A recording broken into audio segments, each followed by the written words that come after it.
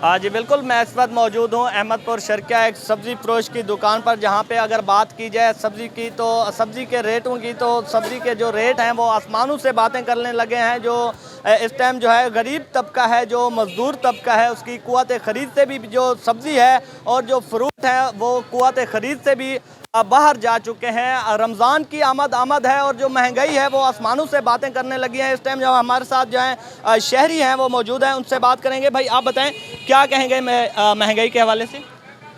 देखिए जी, जो मौजूदा हुकूमत है इन्होंने जो महंगाई का बम गिराया है, इन्होंने गरीब आदमी से 2 वक्त की रोटी भी छीन ली है।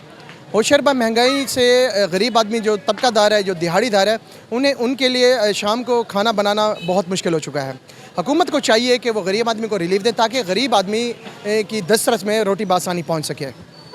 यही शहरियों की अपील की जा रही है हुकूमत से कि जो सब्ज़ी है उनकी कीमतों में कमी की जाए, ताकि जो रमज़ान शरीफ में जो गरीब आदमी है वो रोज़े रख कर जो है वो फ़रूट भी बआसानी ख़रीद सकें और जो अपने बच्चों को बर वक्त जो है वो खाना मुयस्सर कर सकें। जी।